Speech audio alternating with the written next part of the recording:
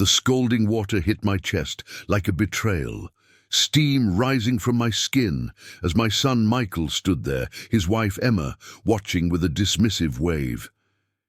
"He's just stressed," she said, as if that explained everything. The kitchen of my son's suburban. Seattle home had always been a battlefield of unspoken tensions. I was Jack Harrison, a retired Marine Corps veteran who had spent decades believing in the sanctity of family, in the unbreakable bond between a father and son. Photographs lined the walls. My military commendations, Michael's graduation pictures, family portraits that now felt like relics of a life I no longer recognized. I had served 3 tours in Afghanistan, witnessed horrors that most people could never comprehend, but nothing could have prepared me for the war that was brewing within my own family. Michael had returned from his own military service changed, a young man who had seen too much, carried too much pain. When he first came back, the nightmares were constant. I would hear him thrashing in his sleep, remembering moments no human should ever have to remember. Emma had entered his life during those fragile years. A mental health counselor who specialized in veteran support, she initially seemed like a beacon of hope. I watched her calm Michael during his worst moments, talk him through panic attacks, help him navigate the treacherous landscape of post-traumatic stress. But somewhere along the way, something had shifted. The support had turned into something else, a suffocating control that masked itself as care. My daughter-in-law managed every aspect of Michael's life. She controlled his medication, his therapy appointments, his interactions with the outside world. And me? I had become a ghost in their household, a remnant of a past they were trying to forget. My monthly visits became increasingly uncomfortable. Emma would watch my every move, micromanaging how I interacted with Michael, how I spoke, even how much I could help around the house. I had raised Michael to be strong, to be independent, but now he seemed like a shadow of the boy I once knew. The Marine Corps had taught me discipline, resilience, the importance of standing up for oneself. Yet my own son had become something unrecognizable, a man who allowed himself to be controlled, who had lost his sense of agency. The financial situation was another source of constant tension. Michael had been on disability since returning. From service, Emma managed every penny, showed me spreadsheets detailing their tight budget, constantly reminding me how expensive Michael's treatment was. "We can't afford any additional stress," she would say, her voice a mixture of concern and warning. My modest military pension and savings could have helped, but Emma always found ways to make me feel unwelcome. Subtle comments about being a burden, suggestions that my presence might trigger Michael's PTSD. I would sit in their living room, surrounded by the life I had hoped for my son, feeling more like an intruder than a father. Michael had changed so profoundly. The confident young Marine who once stood tall, who had made me proud with his courage and determination, was now a man who seemed perpetually on edge. His eyes, once bright with purpose, now carried a constant shadow. Emma explained it away, as a normal part of his recovery, but something felt deeply wrong. I had survived wars, witnessed humanity at its most brutal and most compassionate. I had learned to read people, to understand the subtle dynamics of survival, and something in this household felt like a different kind of battlefield, one where the weapons were words, control, and psychological manipulation. That morning I had come to help. Michael was struggling with a home renovation project, and I wanted to support him. I brought tools I had carefully maintained since my own military days, hoping to reconnect, to show him that strength wasn't about being perfect, but about perseverance. But from the moment I arrived, the atmosphere was charged with an inexplicable tension. Emma had been particularly agitated. Michael seemed distant, his movements mechanical.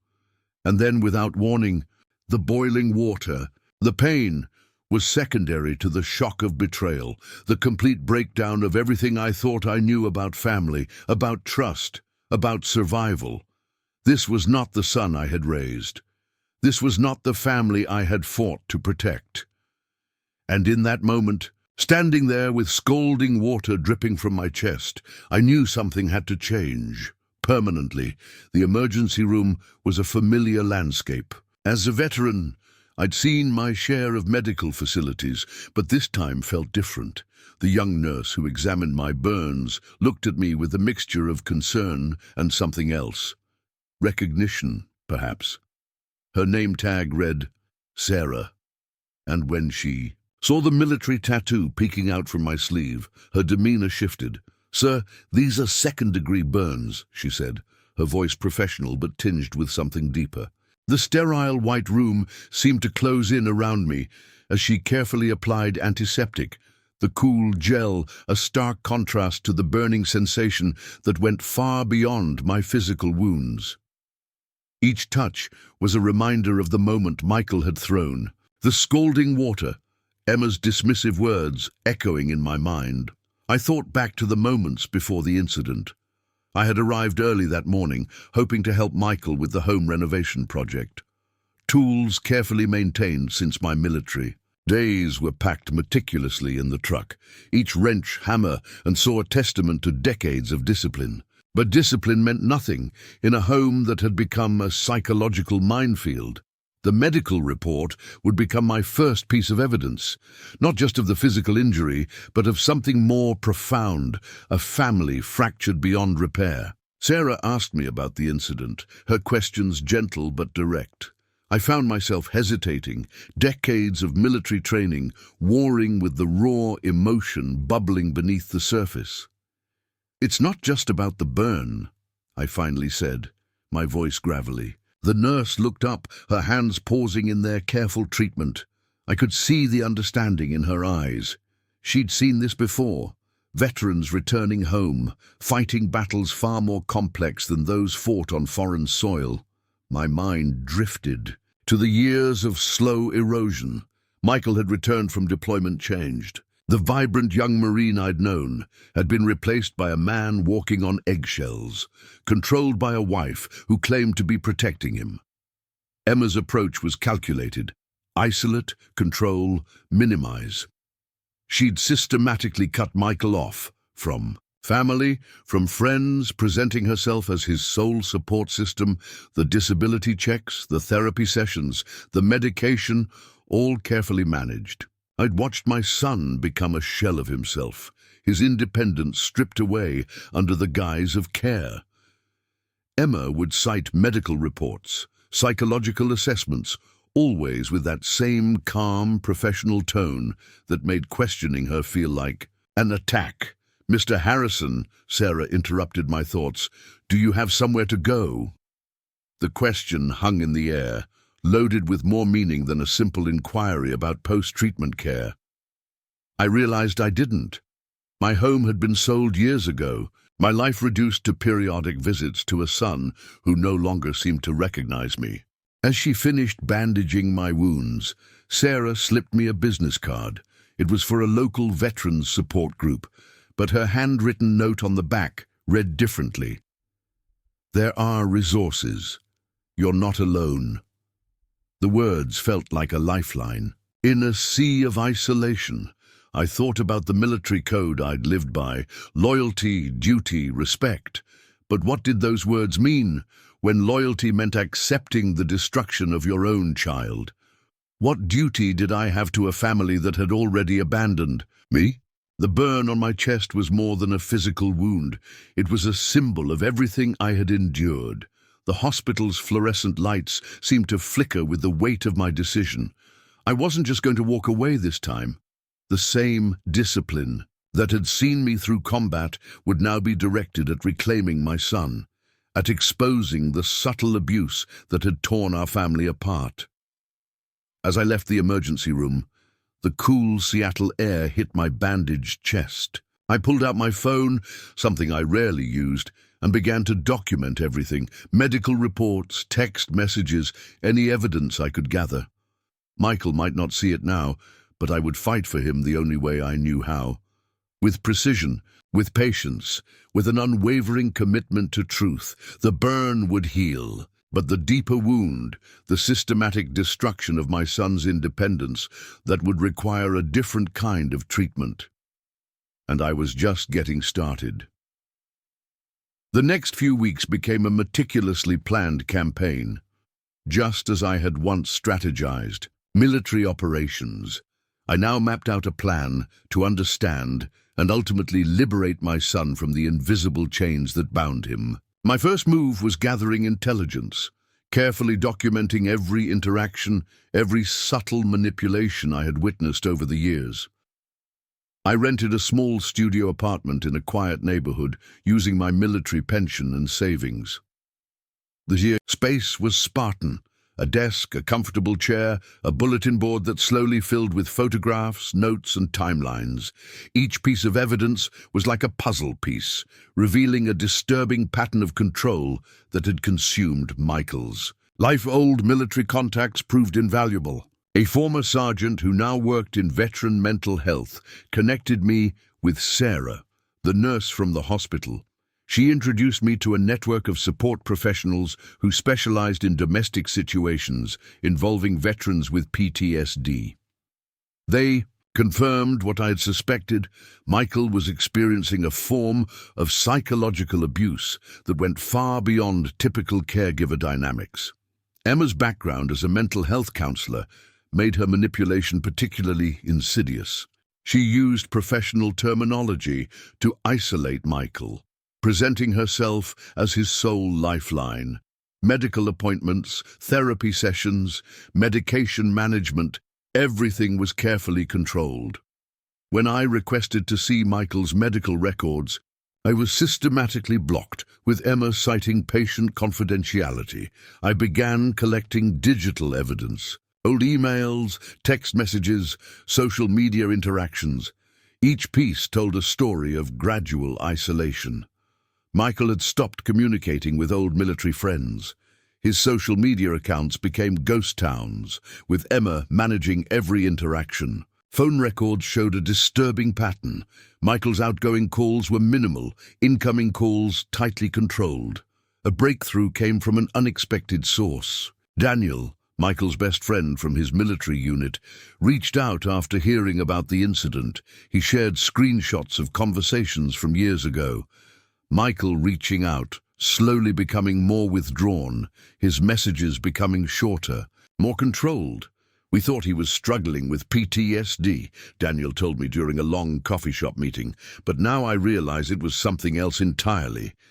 Emma managed everything. She filtered his communications, controlled his narrative. The military community has an unspoken code. We protect our own. Daniel introduced me to a network of veteran support specialists who began helping me build a comprehensive case. They understood the nuanced ways psychological abuse could manifest, especially in veterans dealing with trauma. I discovered Emma had a history of similar behaviors. A previous relationship revealed a pattern of extreme control, carefully hidden behind a veneer of professional care. Medical records, obtained through careful legal maneuvering, showed a history of manipulative behavior that predated her relationship with Michael. My approach was surgical. I wasn't looking to destroy, but to expose. Each piece of evidence was carefully documented, verified, cross-referenced. The burn on my chest became more than a physical wound. It was a symbol of a battle for my son's independence. Legal consultations revealed multiple avenues. A veteran advocacy group connected me with a lawyer specializing in cases involving psychological manipulation of veterans. They helped me understand the subtle legal mechanisms I could use to intervene, to create space for Michael to see the truth. The most challenging aspect was maintaining emotional distance. Years of military training had taught me to observe without becoming emotionally compromised. Each discovery was a tactical piece of intelligence, not a personal vendetta. Financial records became another crucial piece of the puzzle. Emma had slowly gained complete control of Michael's disability payments, medical benefits, and personal finances. Bank statements revealed a systematic stripping away of Michael's financial independence. I began building a support network for Michael, carefully, strategically. Old military friends, mental health professionals who understood veteran psychology, legal advocates who could provide protection and guidance. Each connection was a potential lifeline, a way to show Michael he wasn't alone. The burn on my chest was healing, but the deeper wounds were just beginning to be exposed. I was no longer just a father, I was a veteran on a mission. And missions, I knew from experience, required patience, precision, and an unwavering commitment to the truth. My son had been lost in a war he didn't even recognize he was fighting, and I was going to bring him home. The breakthrough came on a rain-soaked Tuesday in November. A certified letter arrived at my small studio apartment, its official seal promising something more than just another piece of bureaucratic correspondence. Inside was a detailed psychological evaluation, one that Emma had never intended for me to see. Dr. Elena Rodriguez, a renowned trauma specialist, had conducted an independent assessment of Michael's mental state. Her findings were damning. The report detailed a complex pattern of psychological manipulation, highlighting how Emma's interventions had systematically dismantled Michael's sense of personal agency. Words like coercive control and systematic isolation jumped off the page, transforming my suspicions into documented fact. I remembered the young Marine Michael once was, confident, determined, a natural leader who had earned respect from his fellow soldiers. Now, the evaluation painted a picture of a man trapped in an invisible prison, his independence slowly eroded by calculated emotional control. The veteran support network I had carefully cultivated began to mobilize. Daniel and 2 other former unit members started documenting their own observations. They recalled Michael's gradual withdrawal, how communication had become increasingly filtered and controlled. Group therapy recordings, obtained through legal channels, revealed the extent of Michael's isolation. A breakthrough came from an unexpected source. Michael's commanding officer from his last deployment, Colonel Thomas Green, reached out. He had been monitoring Michael's situation, concerned about the dramatic change in a once exceptional soldier. The colonel had been collecting his own evidence, building a comprehensive picture of Michael's psychological decline. "We don't leave our own behind," Colonel Green told me during a secure video call. His words carried the weight of military brotherhood, a commitment that extended far beyond active service. He shared classified communications, performance reports, and personal observations that painted a disturbing picture of Michael's gradual transformation. The financial investigation revealed the most shocking details. Emma had been systematically draining Michael's disability benefits, creating a complex web of financial dependency. Bank records showed multiple suspicious transactions, carefully disguised medical expenses that seemed more like personal expenditures. I began preparing a comprehensive dossier. Each piece of evidence was meticulously documented, cross-referenced, verified. Medical reports, financial records, psychological evaluations, a mosaic of proof that went beyond mere circumstantial evidence. The local Veterans Support Group became my strategic command center. Professionals who understood the complex psychology of veteran trauma helped me develop a carefully planned intervention. This wasn't about confrontation. It was about creating a pathway to Michael's freedom. A breakthrough came through unexpected technology. An old military communications specialist helped me recover deleted messages, revealing the extent of Emma's control. Text conversations showed how she had systematically isolated Michael from family, friends, and his support network. The physical evidence of my burn became a powerful symbol. Medical records, photographs, detailed documentation. Each piece told a story of escalating abuse. The scalding water was more than a single incident. It was a manifestation of years of psychological manipulation. Legal preparations moved forward carefully. A specialized attorney who worked with veteran advocacy groups began preparing a incomprehensive case. We weren't just fighting a personal battle, we were exposing a systemic issue of psychological abuse targeting vulnerable veterans. I discovered Emma had a history of similar behaviors in previous relationships. Professional records, carefully obtained through legal channels, revealed a pattern of controlling relationships, always masked by a veneer of professional care. The military community rallied in ways I never expected.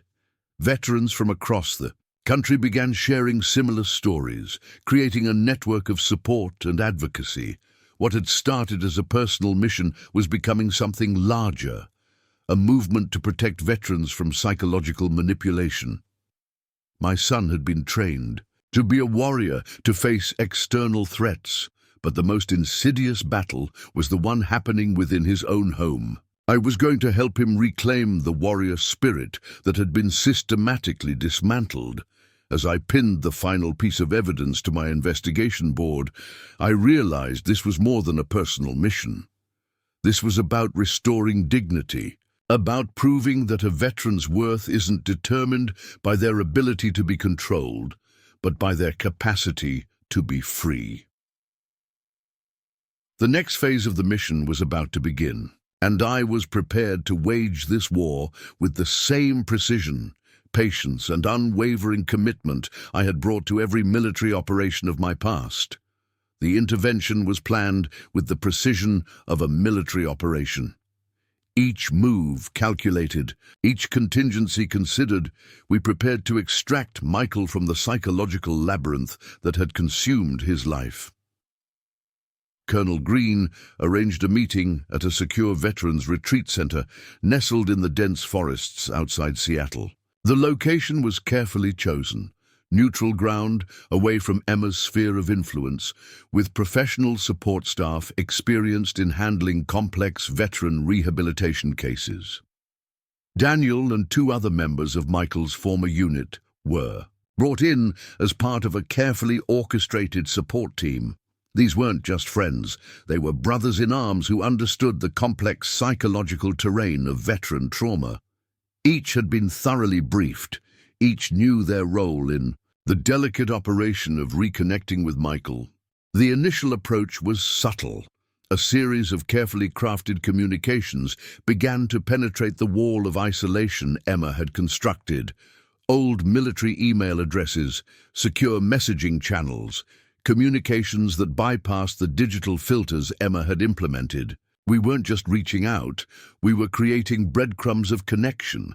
Psychological experts specializing in veteran rehabilitation developed a communication strategy. Each message was designed to reawaken Michael's sense of self, to remind him of the strength and independence that had defined his military service. Old photographs, unit memories, snippets of shared experiences, each a carefully placed key designed to unlock the part of Michael that had been systematically suppressed. Breakthrough came through an unexpected channel. Michael's military records revealed a series of commendations, achievements that Emma had systematically hidden from him. We began reconstructing his narrative, showing him the warrior he had been before the psychological control had taken hold. The financial investigation revealed the full extent of Emma's manipulation. Disability benefits had been redirected, personal accounts restricted, Michael's financial independence completely dismantled. Each discovery was another piece of evidence, carefully documented, prepared for legal intervention. Private investigators, hired through the Veteran Support Network, began gathering additional evidence. They documented Emma's pattern of behavior, her systematic isolation of Michael from support networks, her control over every aspect of his life. Phone records, digital communications, financial transactions, a comprehensive picture emerged of calculated psychological control. A team of mental health professionals specializing in veteran rehabilitation began preparing a comprehensive psychological assessment. This wasn't just about proving abuse, It was about creating a pathway to Michael's recovery, to helping him reclaim his sense of self. The burn on my chest had become more than a physical wound. It was a symbol of the battle we were fighting. Each piece of evidence, each carefully planned communication was a step towards healing, towards restoration. Legal preparations moved forward with military precision. The Veterans Advocacy Group had assembled a team of lawyers specializing in cases of psychological manipulation of veterans. They were preparing multiple lines of approach: civil litigation, potential criminal charges, intervention strategies designed to protect Michael's rights and autonomy. As the pieces began to align, I reflected on the journey. This wasn't just about saving my son. It was about exposing a systemic issue that affected countless veterans. Emma's approach was not unique. It was a manifestation of a broader problem of psychological manipulation targeting vulnerable veterans. The support network expanded. Veterans from across the country began sharing similar stories, creating a movement of awareness and support. What had started as a personal mission was becoming a broader advocacy effort, a light shining on the hidden struggles of veterans returning from service. Communications with Michael began to show promise. Carefully crafted messages, support from his former unit, evidence of his own achievements. Slowly, we were creating cracks in the psychological wall that had been constructed around him. Colonel Green provided critical support, leveraging military connections to create additional pressure. His involvement sent a clear message: Michael was not alone. He had not been forgotten by the military community that had once been his family. As we prepared for the next phase of intervention, I realized this was more than a personal mission. This was about restoring dignity, about proving that a veteran's worth isn't determined by their ability to be controlled, but by their capacity to be free. The burn on my chest was healing, but the deeper wounds were just beginning to be addressed. We were preparing to wage a war for Michael's independence, and we were ready to fight with everything we had. The first real contact came on a crisp winter morning. A secure phone call, carefully orchestrated by the veteran support team, broke through the walls of isolation Emma had constructed. Michael's voice was different, hesitant, almost mechanical at first, but something underneath was stirring. I had prepared for this moment like a critical mission briefing. Every word, every pause, calculated to rebuild trust, to remind Michael of the warrior spirit that had been systematically suppressed. The conversation began with shared memories, not confrontational, but reconnective. Memories of fishing trips, of his first military training, of the bond we had shared before everything changed. Daniel and Colonel Green had prepared me for the potential challenges. Veterans trapped in psychological control often display complex emotional responses. Guilt, confusion, fear, these were the true enemies we were fighting. Our approach was surgical: provide information, create space for independent thought, never push too hard. Forensic evidence began to paint a comprehensive picture. Financial records showed how Emma had systematically stripped Michael of his independence. Disability benefits were being funneled through accounts she controlled exclusively. Medical records revealed a pattern of over-medication, treatment plans that seemed more about control than healing. The Veterans Support Network mobilized with unprecedented coordination. Mental health professionals specializing in veteran rehabilitation developed a comprehensive intervention strategy. This wasn't just about removing Emma's influence, it was about helping Michael rediscover his own agency, his own identity. Psychological assessments revealed the depth of the manipulation. Michael had been gradually isolated from every support network, military friends, family, even his own sense of self. Each communication, each interaction had been carefully filtered, controlled, manipulated to create a state of total dependency. A breakthrough came through an unexpected channel. Old military colleagues began reaching out through secure communication networks. Messages, carefully crafted, began to remind Michael of who he had been, a respected soldier, a leader, a man of integrity and strength. The legal team prepared multiple approaches. Civil litigation was just one avenue. They were building a case that went beyond personal conflict. This was about systemic abuse of veterans, about the ways psychological manipulation could destroy a person's sense of self. My own investigation had uncovered a pattern in Emma's history. Previous relationships showed a consistent approach: isolate, control, manipulate. Each piece of evidence was carefully documented, verified, prepared for potential legal intervention.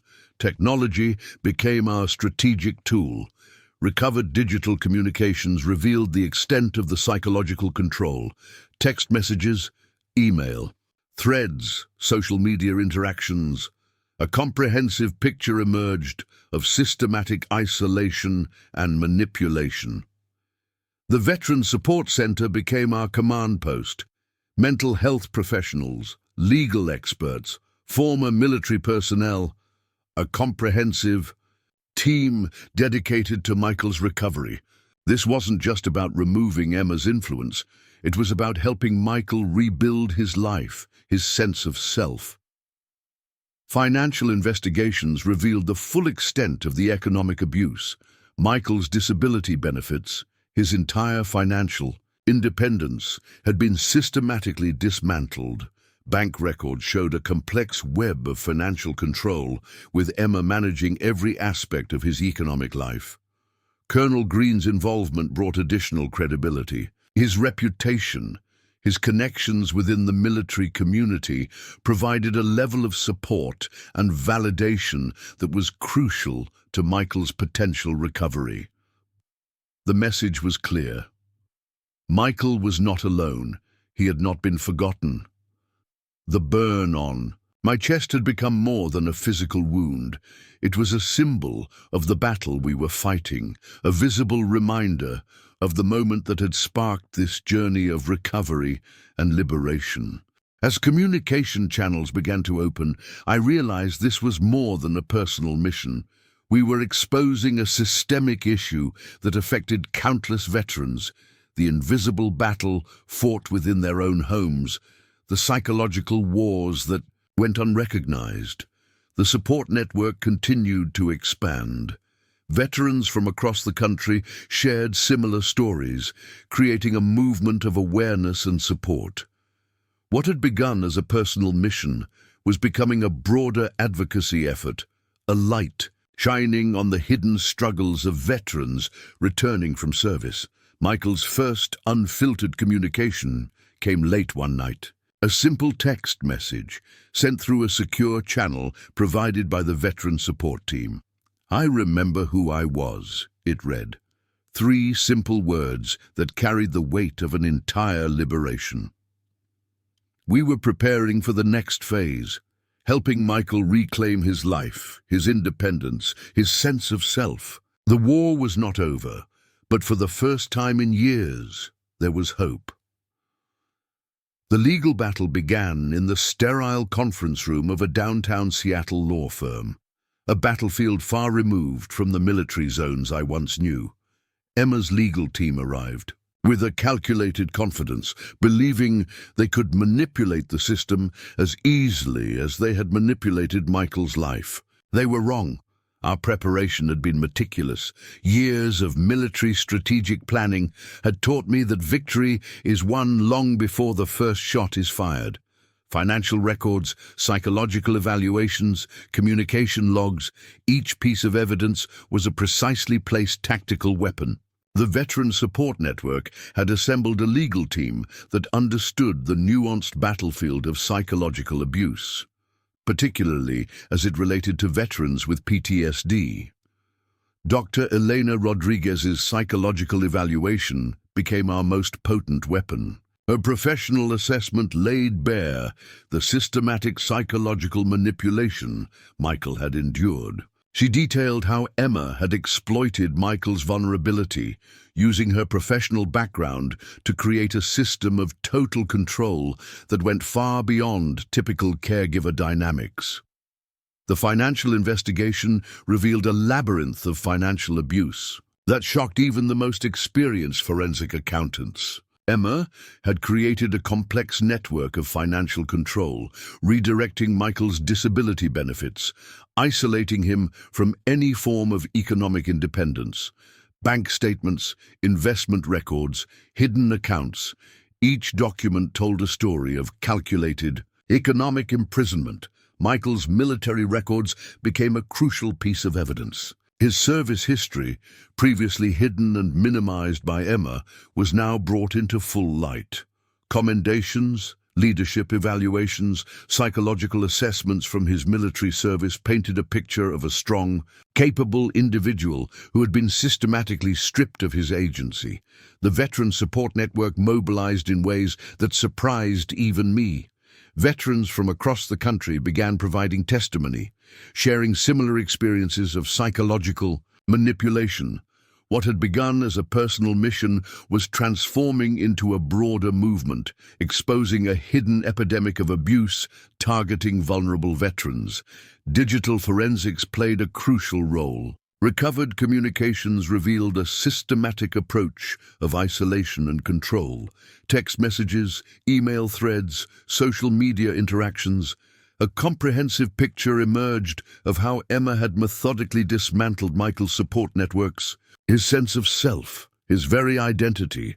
Colonel Thomas Green's involvement brought a level of credibility that money couldn't buy. His testimony detailed the dramatic transformation he had witnessed in Michael, from a respected military leader to a shell of his former self.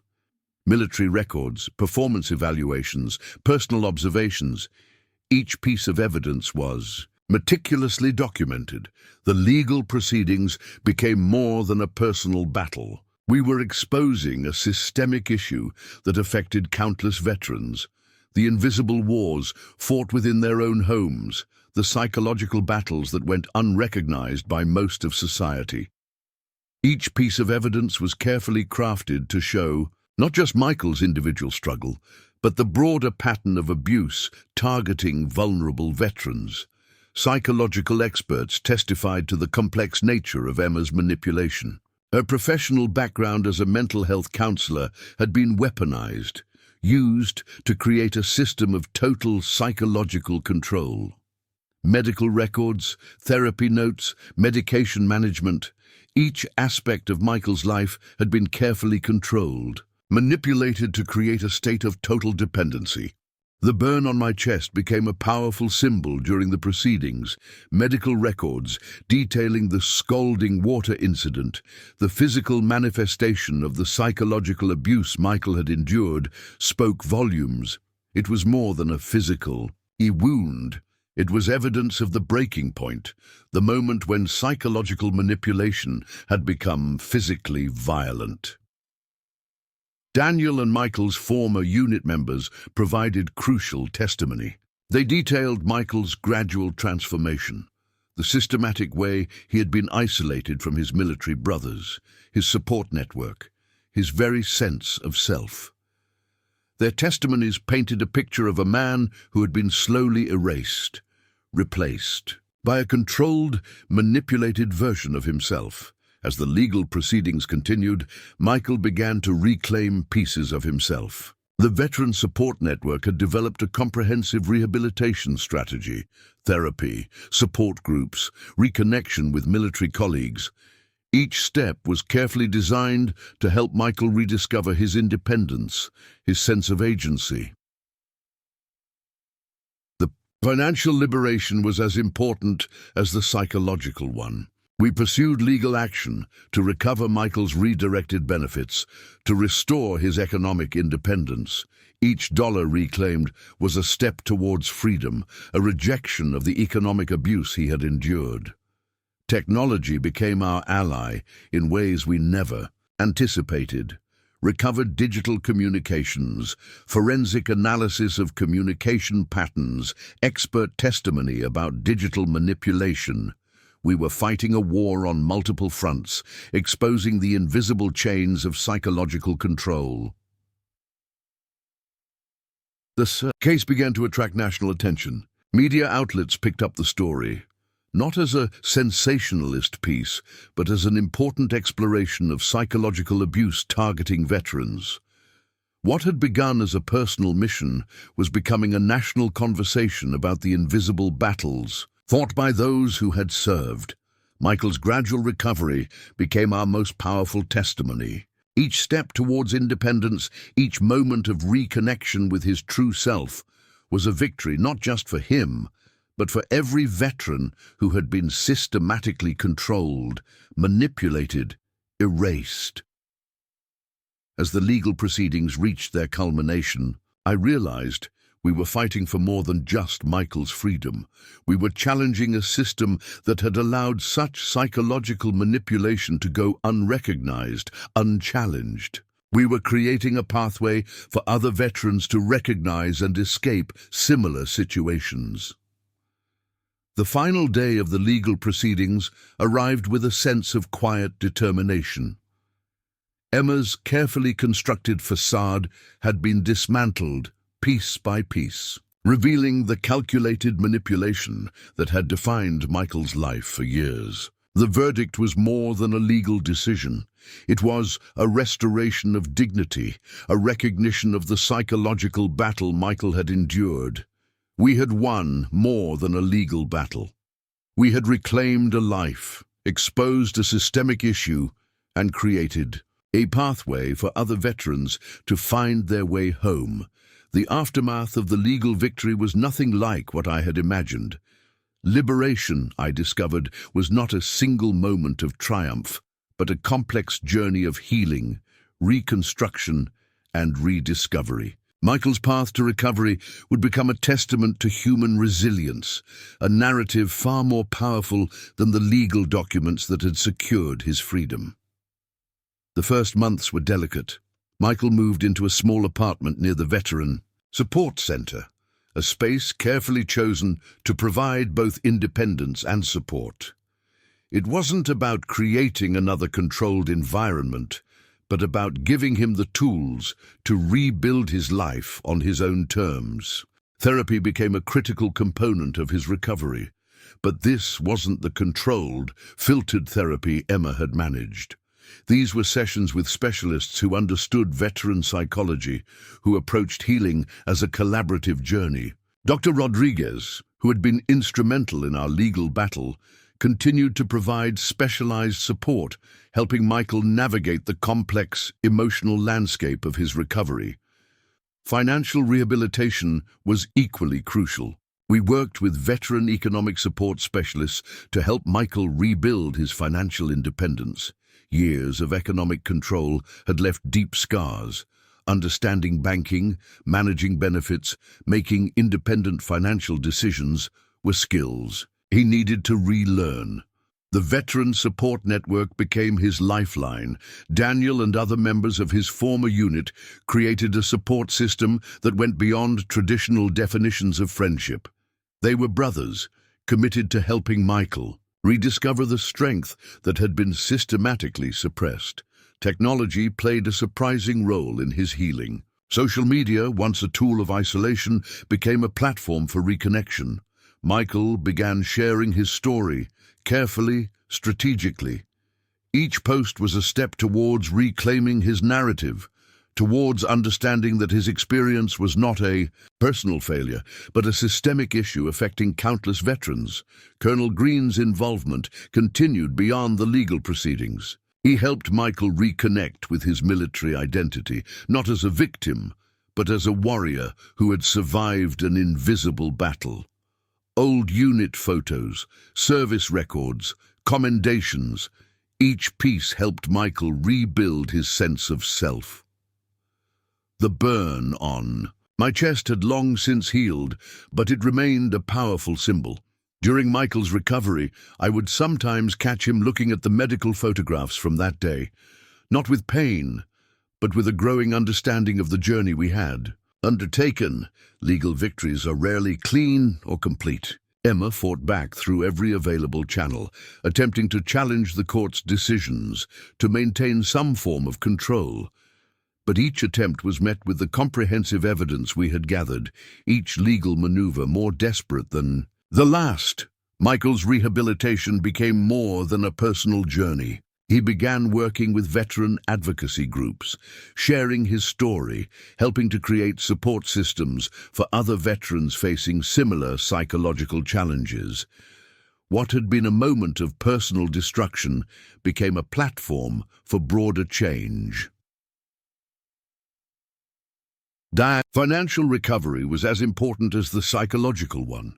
We pursued every avenue to recover the redirected benefits, to restore Michael's economic independence. Forensic accountants worked tirelessly to trace and recover funds that had been systematically redirected during years of economic abuse.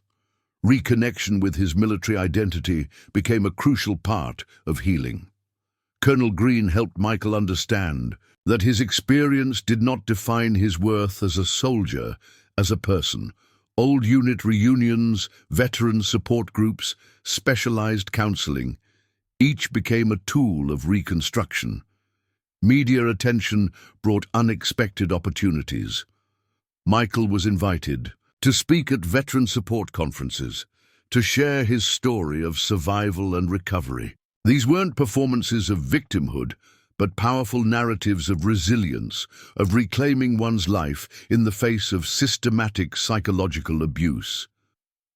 The Veteran Support Network expanded its mission. Michael's story became a catalyst for broader conversations about psychological abuse targeting veterans. Support groups, legal resources, psychological rehabilitation programs. A comprehensive support system began to take shape. Digital platforms became tools of empowerment. Michael began creating content that helped other veterans recognize and escape similar situations.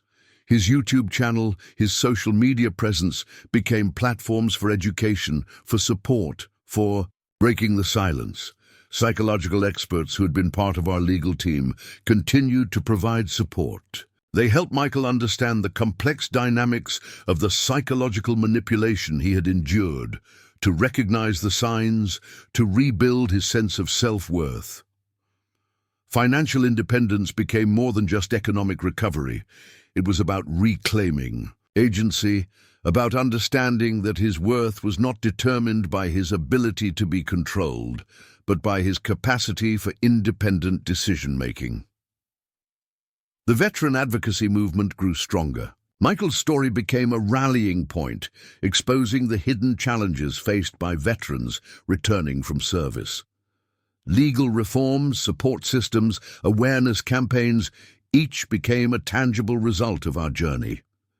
Relationships were carefully rebuilt. With his military colleagues, with family members who had been distanced during years of psychological control, Michael learned to connect on his own terms.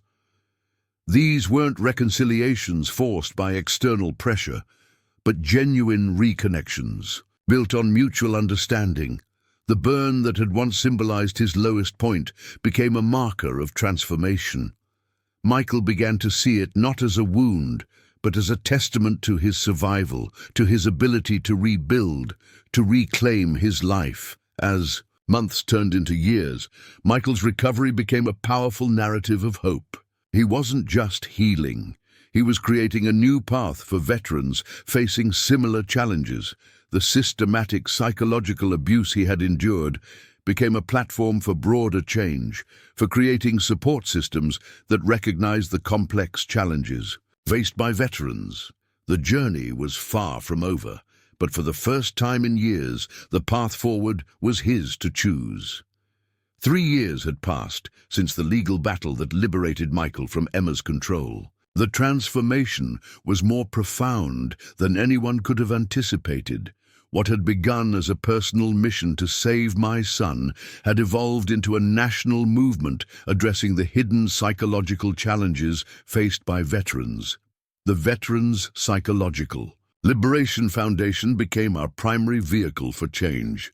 Founded by Michael, with support from Colonel Green, Daniel, and myself, the organization emerged as a comprehensive support system for veterans facing psychological manipulation and control. It wasn't just an advocacy group, it was a lifeline, a beacon of hope for those trapped in situations similar to Michael's. Our approach was multifaceted. Legal resources became a critical component. We developed a network of attorneys specializing in veteran psychological abuse, creating a comprehensive support system that could provide both legal intervention and psychological rehabilitation. Each case was treated with the same strategic precision I had learned during my military years. Technology became our most powerful tool. Michael developed a secure digital platform that allowed veterans to connect, share experiences, and access resources safely. The platform included encrypted communication channels, access to mental health professionals, legal resources, and a community of support that transcended traditional support group models. The research component of our foundation became groundbreaking. We partnered with leading psychological research institutions to study the unique vulnerabilities of veterans to psychological manipulation. Our goal was not just to support individual cases, but to understand and prevent the systemic issues that allowed such abuse to occur. Training programs for mental health professionals became a critical focus. We developed comprehensive training, modules that address the unique psychological challenges faced by veterans. These weren't just academic exercises, they were practical, experience-based programs that provided real-world tools for identifying and addressing psychological abuse. Michael's personal journey became a powerful narrative of hope. He began speaking at veteran conferences, military bases, and national events. His story was not presented as a tale of victimhood, but as a powerful testament to resilience, to the ability to reclaim one's life and identity. The Financial Recovery Program became one of our most successful initiatives. We developed comprehensive resources to help veterans recover redirected benefits, rebuild economic independence, and understand their financial rights. Forensic accountants, financial advisors, and legal experts collaborated to create a holistic approach to economic rehabilitation. Media attention brought unexpected opportunities.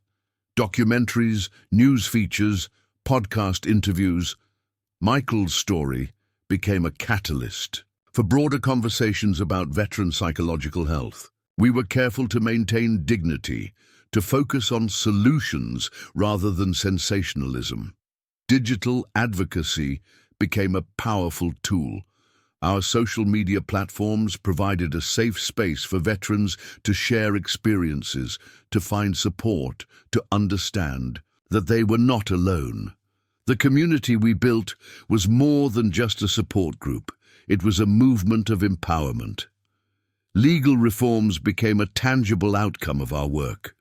We worked with legislators to develop more comprehensive protections for veterans, addressing the complex forms of psychological manipulation that had gone unrecognized for too long. Each legislative victory was a step towards systemic change. The burn that had once symbolized my lowest moment with Michael became a powerful metaphor for transformation. We used it as a visual representation of healing, of the ability to transform pain into purpose. Medical professionals began using our foundation's approach as a model for understanding and addressing psychological trauma. Educational programs expanded our reach. We developed comprehensive resources for military families, for mental health professionals, for anyone working with veterans. These weren't just academic materials, they were practical, experience-based tools for understanding and preventing psychological manipulation. International recognition came unexpectedly. Veterans from around the world began reaching out, sharing similar experiences, seeking support. What had begun as a personal mission had become a global movement of veteran support and empowerment. Psychological rehabilitation became our most critical focus. We developed specialized support programs that went beyond traditional therapy. These were comprehensive approaches that addressed the complex intersection of military service, psychological trauma, and systemic control. Technology continued to be a crucial tool.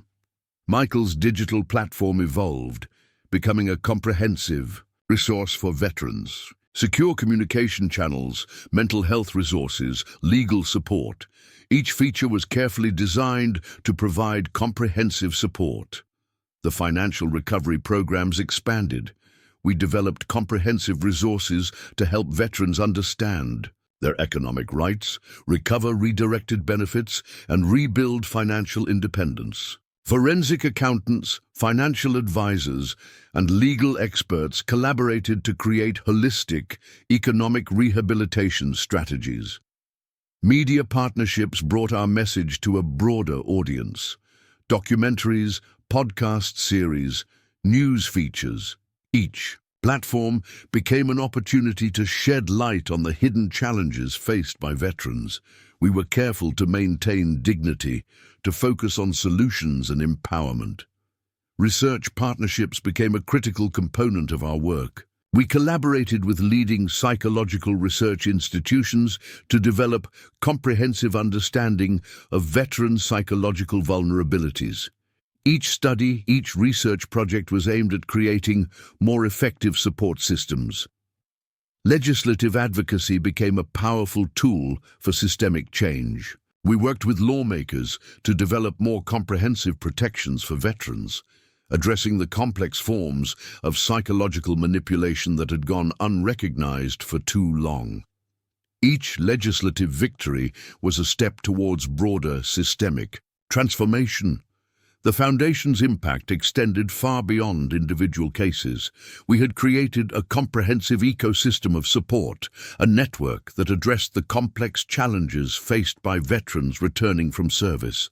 What had begun as a personal mission had become a movement of hope, of empowerment, of liberation.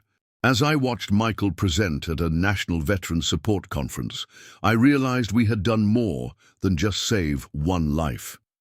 We had created a pathway for countless veterans to reclaim their identity, their independence, their sense of self.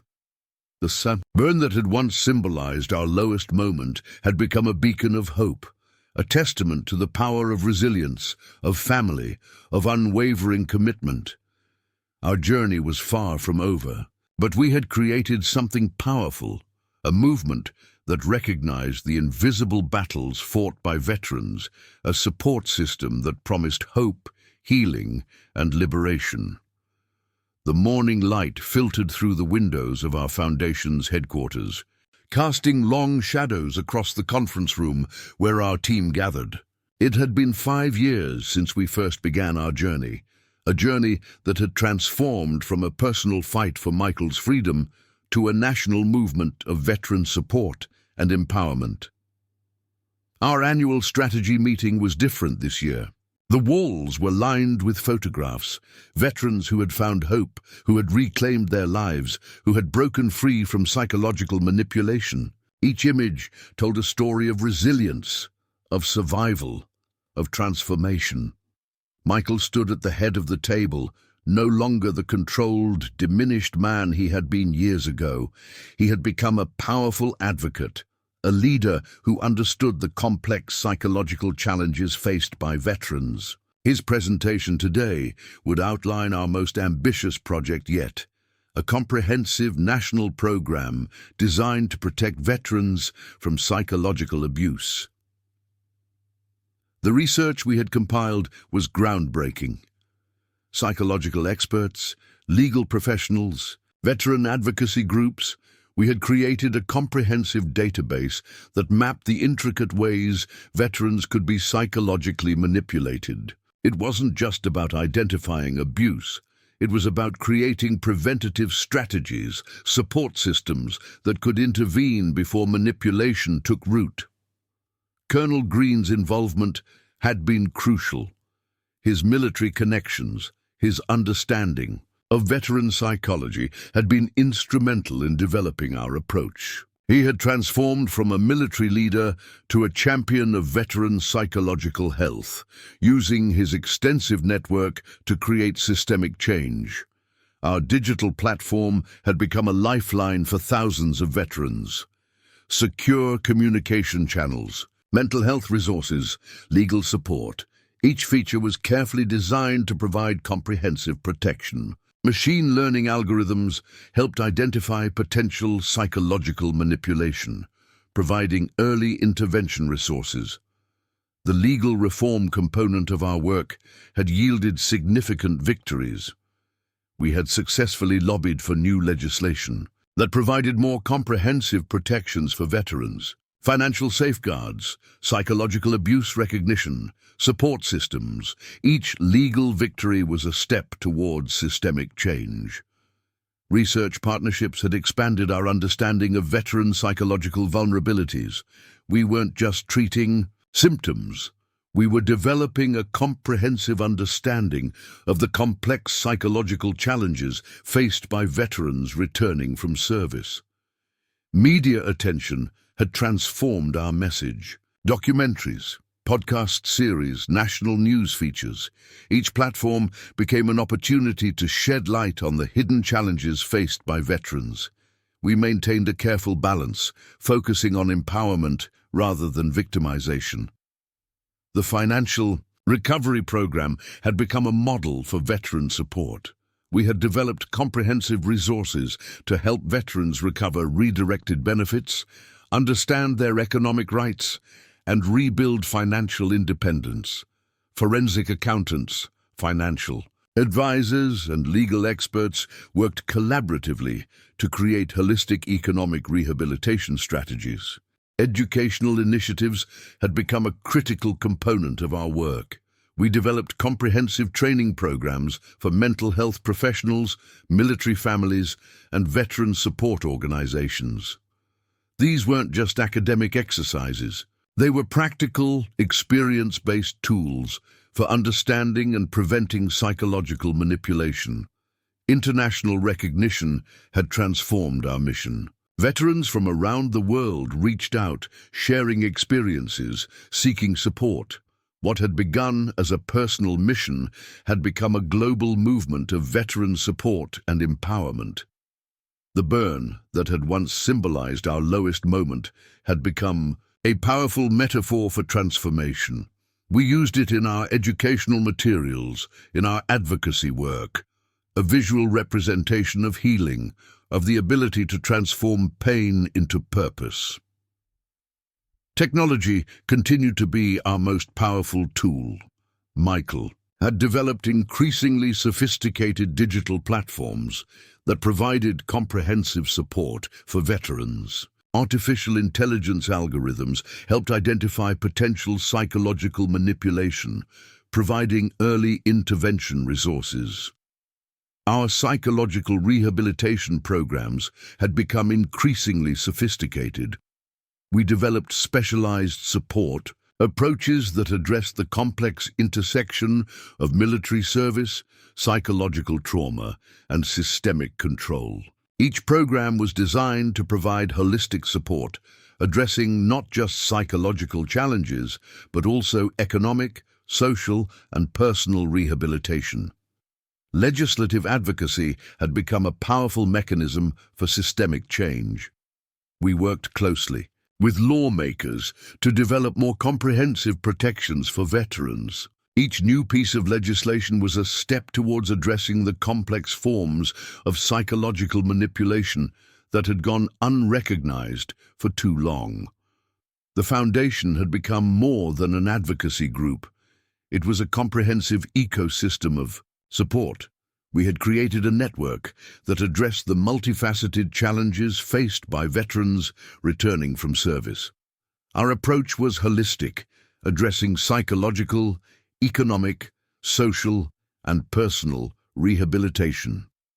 As the meeting concluded, Michael turned to me. The burn scar on my chest, now a faded reminder of our journey, seemed to pulse with a quiet significance. We had done more than just save one life. We had created a movement that recognized the invisible battles fought by veterans. Our work was far from over, but we had created something powerful, a support system that promised hope, healing, and liberation for veterans facing psychological challenges. Each veteran we helped was a victory, each story of recovery a testament to human resilience. The sun set outside our windows, casting a golden light across the photographs of veterans we had helped. Each image was a story of transformation, of reclaiming identity, of breaking free from psychological manipulation. We had turned our lowest moment into a beacon of hope, a movement that promised to protect, support, and empower veterans in their most vulnerable moments. Our journey was a reminder that true strength lies not in silence, but in the courage to speak, to fight, to heal. The National Veteran Support Conference in Washington, D.C. felt different this year. What had once been a traditional gathering of military personnel and advocacy groups had transformed into a powerful platform for addressing the complex psychological challenges faced by veterans. Our foundation had become the centerpiece of a movement that was reshaping understanding of veteran mental health and support. Michael stood at the podium, his presence commanding the attention of over 2,000 attendees. Gone was the controlled, diminished man from years ago. He was now a powerful advocate, his story of recovery a testament to the resilience of veterans facing psychological manipulation. The conference hall was a mosaic of experiences. Military personnel from different branches, mental health professionals, legal experts, and veterans who had found their way back to themselves, each represented a piece of a larger narrative of healing and empowerment.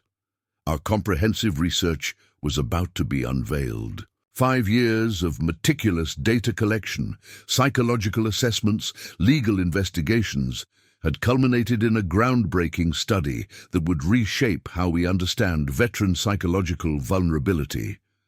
The report went far beyond traditional approaches, exploring the intricate ways veterans could be psychologically controlled, manipulated, isolated. Colonel Green introduced the research, his military bearing lending gravitas to our findings. Years of military leadership had transformed into a passionate advocacy for veteran psychological health.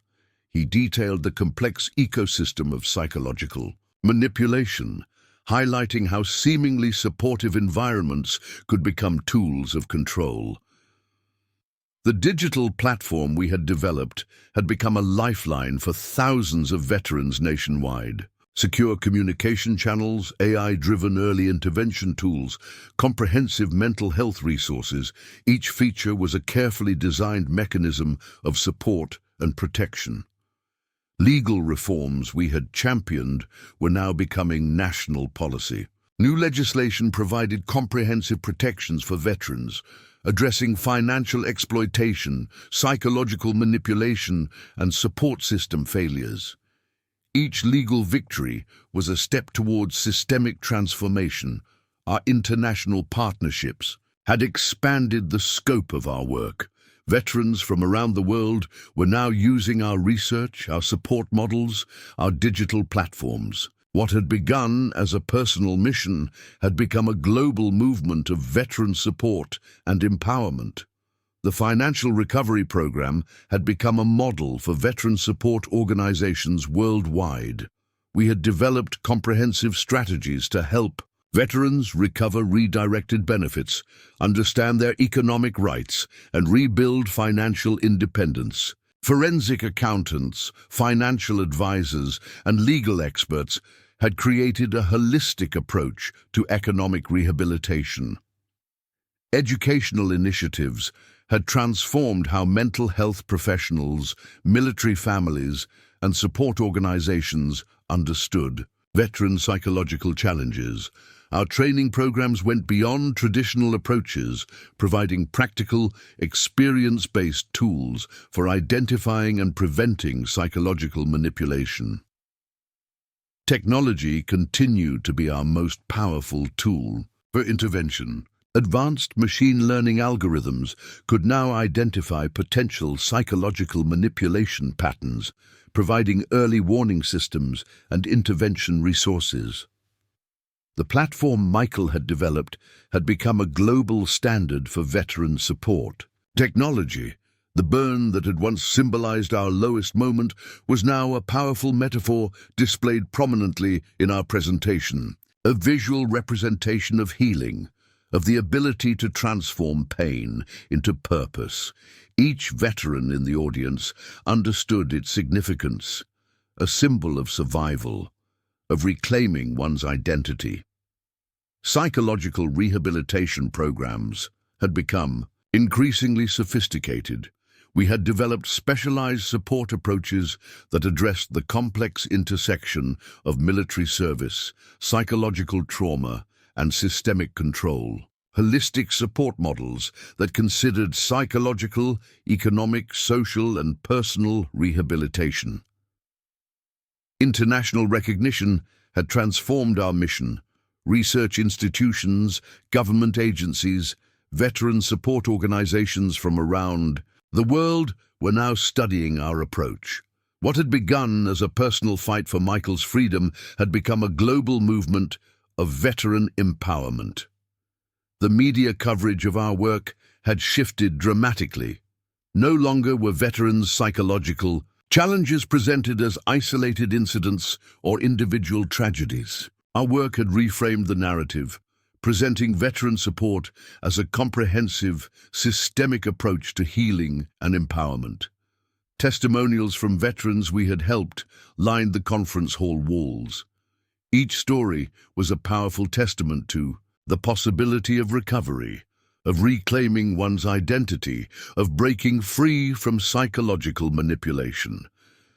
These were not stories of victimhood, but of extraordinary resilience. As the presentation concluded, the conference hall erupted in applause. Michael's final words resonated with everyone present. Our mission is not about fixing broken soldiers. It's about recognizing the extraordinary strength of warriors who have survived invisible battles. Colonel Green approached the podium, his eyes reflecting a lifetime of military service and a newfound mission of support. He spoke about the true meaning of military brotherhood, a commitment that extended far beyond the battlefield, a promise to support veterans in all aspects of their lives.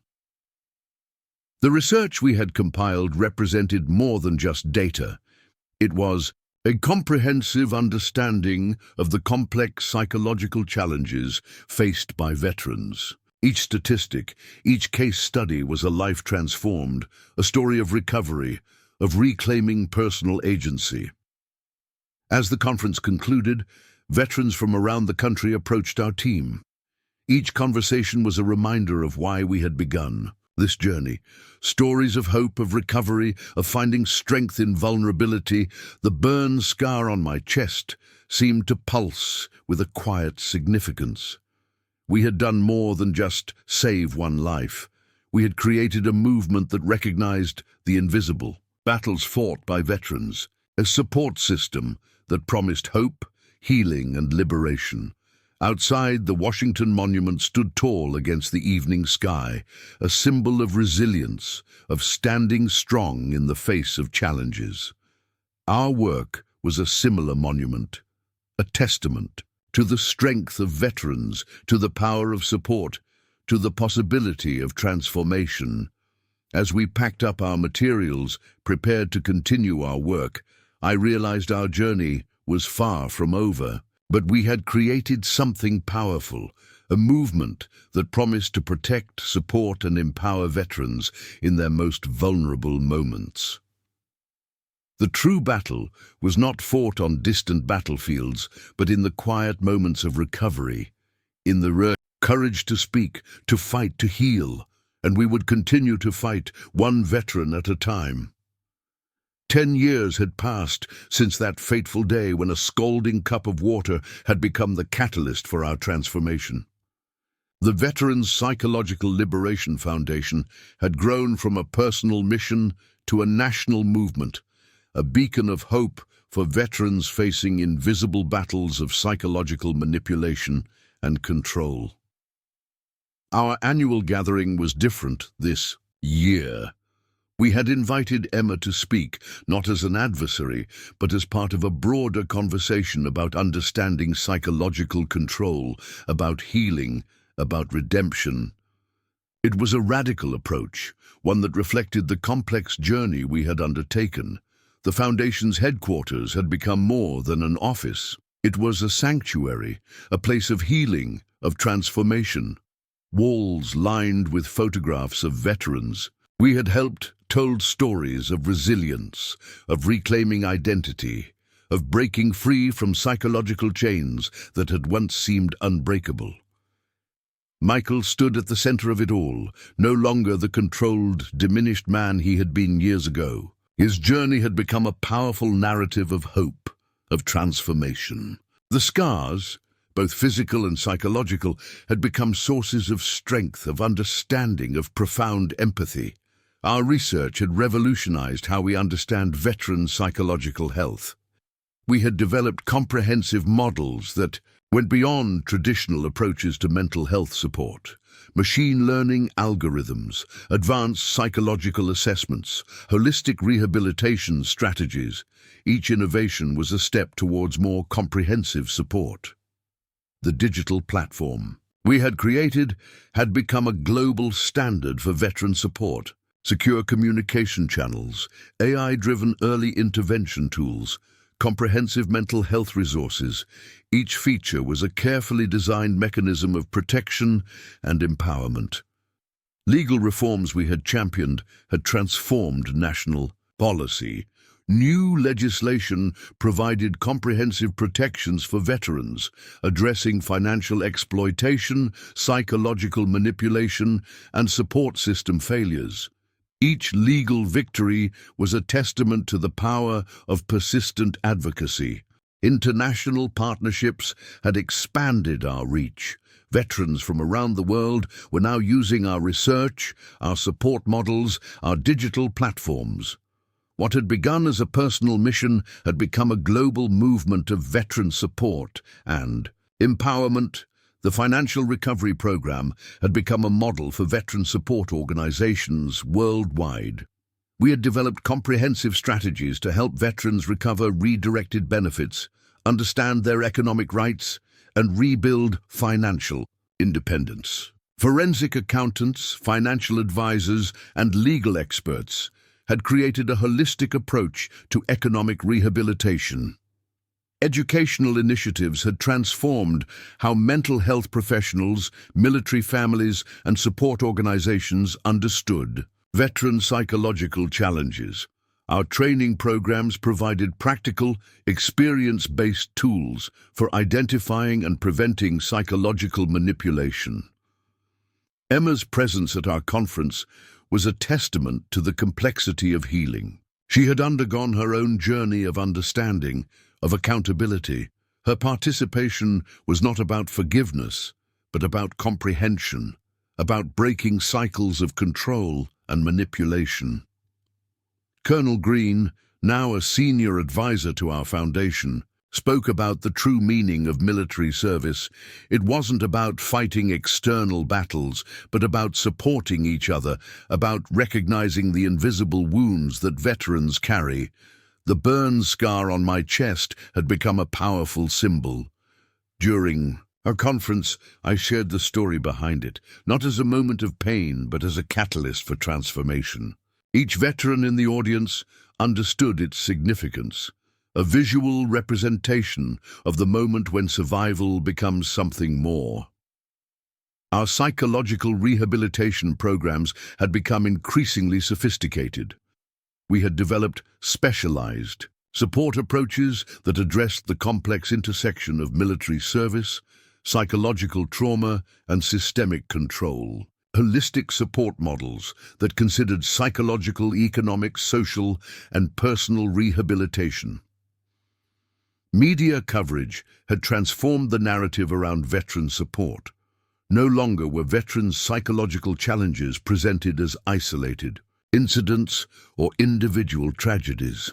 Our work had reframed the conversation, presenting veteran support as a comprehensive, systemic approach to healing and empowerment. The conference hall was filled with a diverse group of veterans, mental health professionals, legal experts and advocates. Each person represented a piece of a larger narrative of healing, of reclaiming identity, of breaking free from psychological control. As the conference drew to a close, Michael approached the podium for the final address. His words were a powerful invitation, not just to veterans, but to everyone who believed in the power of support, of understanding, of transformation. "Our journey is far from over," he said, his voice carrying the weight of experience, of hope. "Every veteran we help, every story of recovery, is a reminder that healing is possible, that no one is defined by their lowest moment. That true strength lies in the courage to speak, to fight, to heal."